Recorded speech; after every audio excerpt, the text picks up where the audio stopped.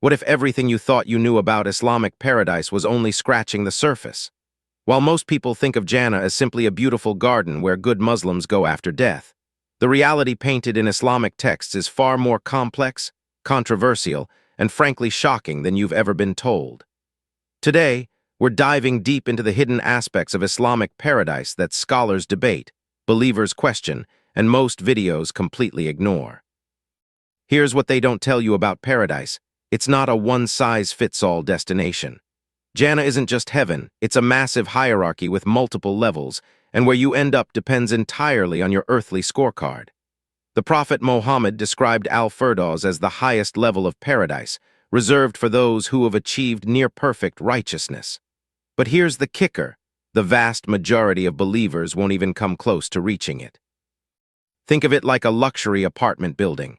Sure, everyone gets a place to live, but some people get the penthouse while others are stuck in the basement. The difference isn't just about comfort, it's about eternal status. Those in the lower levels will forever know they're missing out on something greater. They'll see the light from the upper levels but never be able to reach it themselves. The Quran describes these levels in detail, explaining how some believers will have gardens beneath which rivers flow, while others will experience pleasures so magnificent they can't even be described in human language. But that's not the most unsettling part. The most disturbing revelation is that this hierarchy is permanent. Once you're assigned your level, that's it for eternity. But the real shock isn't who gets in, it's what they have to go through first. Before anyone sets foot in paradise, they must survive what Islamic teachings describe as the most terrifying experience imaginable. Picture this: a bridge called as-Sirat, thinner than a hair and sharper than a sword, stretched across the fires of hell. Every single person who ever lived must cross this bridge, and many won't make it. The bridge isn't just a test of balance, it's designed to separate the worthy from the damned. Those with heavy sins will find the bridge impossibly narrow, causing them to slip and fall into the hellfire below. Meanwhile, the righteous will cross as quickly as lightning, their good deeds literally lighting their path. But here's what's really messed up: even some believers will fall. Their faith wasn't strong enough, their deeds weren't pure enough, or they carried too much spiritual baggage. Before crossing, there's another terrifying moment: the weighing of deeds. Islamic texts describe massive scales where every action, every thought, every intention is measured. Imagine standing there watching your entire life being evaluated, knowing that a single gram could determine your eternal fate. The scale doesn't lie, doesn't show mercy, and doesn't care about your excuses. Some scholars describe how people will desperately try to find more good deeds to tip the scales, but by then it's too late. The weight of a single prayer missed, a single lie told, or a single act of selfishness could be what sends you plummeting into the flames. And that's just the beginning of what awaits those who make it through. Now here's where things get controversial. The descriptions of paradise in Islamic texts include pleasures that modern believers often struggle to discuss openly. We're talking about the famous companions of paradise, beings of such beauty and perfection that they're described as having eyes like precious gems and skin more radiant than pearls. These companions, known as huri, are one of the most debated aspects of Islamic paradise. Traditional interpretations describe them as eternal virgins created specifically for the pleasure of male believers. But modern scholars are divided. Some argue this is metaphorical, others insist it's literal. The debate has caused rifts in Islamic communities worldwide, with some calling these descriptions outdated and others defending them as divine truth. Then there's the wine of paradise, a beverage that provides all the pleasure of earthly alcohol without the intoxication or health consequences. For believers who have spent their entire lives abstaining from alcohol, this promise represents the ultimate reward. But critics argue this creates a double standard. Why would paradise contain something that's forbidden on earth? The food of paradise is described in equally extravagant terms. Fruits that taste better than anything imaginable, meat from birds that never existed on earth, and flavors that would drive earthly taste buds to madness. Every bite provides perfect satisfaction without ever feeling full, and every meal is better than the last. But these physical pleasures pale compared to what's hidden in the deepest levels of paradise. Al-Firdaus isn't just another level of paradise. It's the exclusive VIP section that most believers will never see. Islamic texts describe it as being directly beneath the throne of Allah, where the most righteous souls experience pleasures that can't even be hinted at in human language. The residents of Al-Firdaus don't just get better food or more beautiful companions. They get access to divine secrets that are hidden from everyone else. But here's what's really mind-blowing. There are rooms within Al-Firdaus that are described as being made of pure light. Not gold, not silver, but actual divine light that serves as both structure and inhabitant. These rooms are reserved for prophets, martyrs, and those who achieved such spiritual perfection that they transcended normal human existence. The separation between levels isn't just about luxury, it's about knowledge and spiritual capacity. Those in the highest levels understand truths about existence that those below can't even comprehend. They see the universe from Allah's perspective, understanding the purpose behind every atom and every cosmic event. Meanwhile, those in lower levels remain blissfully unaware of these deeper realities. What separates the highest dwellers from everyone else isn't just their good deeds, it's their willingness to sacrifice everything for their faith. We're talking about people who chose torture over betraying their beliefs, who gave up wealth and comfort to help others, who spent their lives in constant worship despite having every reason to enjoy earthly pleasures. Yet there's something even the highest level can't prepare you for. The greatest reward in paradise isn't the mansions, the food, or even the companions. It's something called the beatific vision, the opportunity to see Allah directly.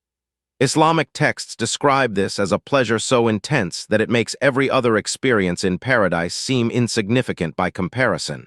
But here's the disturbing part. Not everyone in paradise gets this privilege. The vision of Allah is described as being so overwhelming that it would instantly destroy any earthly being. Even in their perfected paradise forms, believers must be specially prepared to withstand this divine encounter. The experience is said to be so profound that it erases all memories of earthly life, including family, friends, and even the struggles that led to paradise in the first place. But the most controversial aspect is the exclusivity.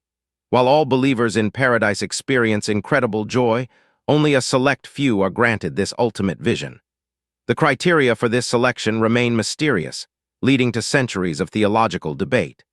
Some scholars argue it's based on the depth of earthly worship, others claim it's about spiritual purity, and still others suggest it's simply divine preference that humans can't understand.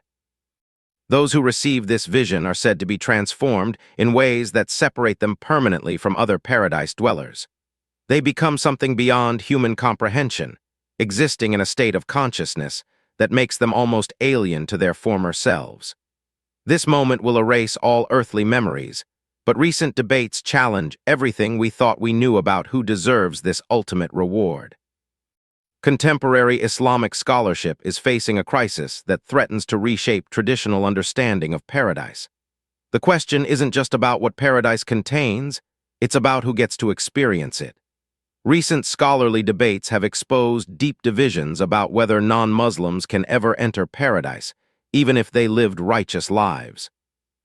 Traditional interpretations suggest that only Muslims can enter paradise, but modern scholars point to Quranic verses that seem to promise reward for righteous Jews and Christians.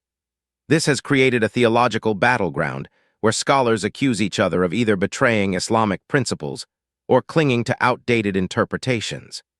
The implications are staggering. If paradise is truly exclusive to Muslims, what about the billions of non-Muslims who lived moral lives? The People of the Book dilemma has torn apart Islamic communities. Some argue that anyone who worships the same God deserves paradise, while others insist that rejecting Muhammad's message is an unforgivable sin. This debate has led to families splitting apart, with some Muslims refusing to associate with relatives who hold different views about paradise's accessibility. Even more controversial is the question of Muslim sinners.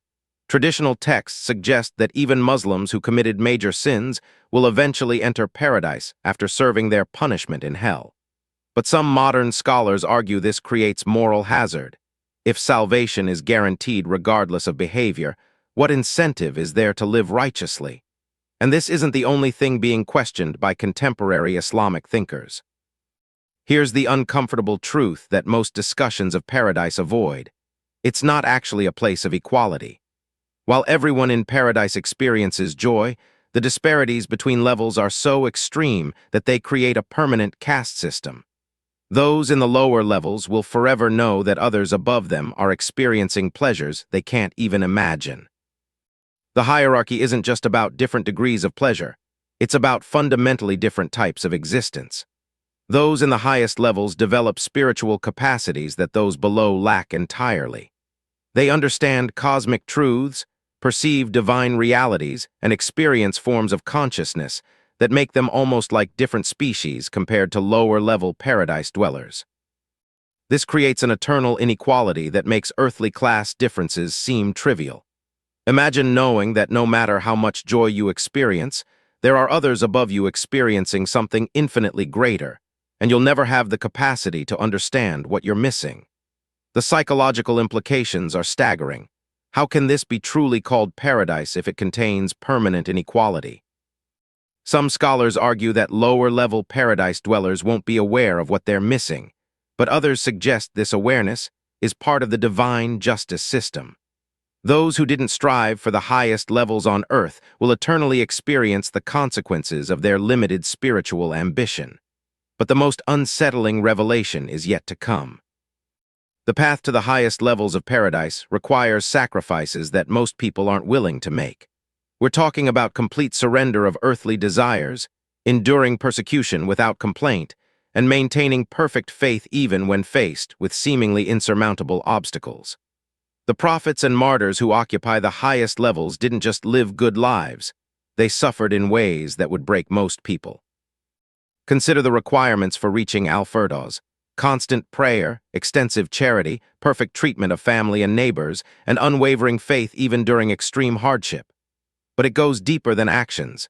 It requires a fundamental transformation of the soul that eliminates all traces of selfishness, pride, and worldly attachment. Most believers, even devout ones, never achieve this level of spiritual purification. The hardships that surround paradise aren't just about earthly suffering. They're about the agonizing process of spiritual refinement. Those who reach the highest levels often describe their earthly lives as continuous struggles against their own desires, constant battles with doubt, and repeated choices to prioritize others over themselves. The price isn't just good deeds, it's the complete transformation of human nature. But here's what's really disturbing. Even after paying this price, there's no guarantee of reaching the highest levels. The final decision remains with Allah, and human efforts, no matter how extensive, don't guarantee specific outcomes. This uncertainty has driven some believers to extreme measures, while others have given up entirely, believing the standards are impossibly high. The question isn't whether you'll make it, it's how far you're willing to go. The descriptions of paradise in Islamic texts reveal a reality far more complex and controversial than most people realize. It's not just a place of eternal happiness. It's a hierarchical system where your earthly choices determine your eternal status, where inequality is permanent, and where the ultimate rewards are reserved for those who have transcended normal human existence. The debates surrounding paradise reflect deeper questions about justice, mercy, and the nature of divine reward. If paradise contains permanent inequality, can it truly be called perfect? If the highest levels require sacrifices that most people can't or won't make, is the system fair? And if access to paradise depends on specific religious beliefs, what does this mean for human dignity and divine justice? These aren't just theological curiosities. They're questions that affect how billions of people understand their purpose in life, their relationship with the divine, and their hope for the future. The traditional answers no longer satisfy modern believers, creating a crisis of faith that's reshaping Islamic thought worldwide. The real question isn't whether paradise exists or what it contains. It's whether the paradise described in these texts represents the kind of divine justice and mercy that a perfect God would create. As scholars continue to debate and believers continue to struggle with these concepts, one thing becomes clear. The path to understanding paradise is far more complex and challenging than anyone wants to admit. What do you think? Does the paradise described in these texts represent perfect justice, Or does it reflect the limitations of human understanding? The answer might change how you view not just the afterlife, but the very nature of divine justice itself.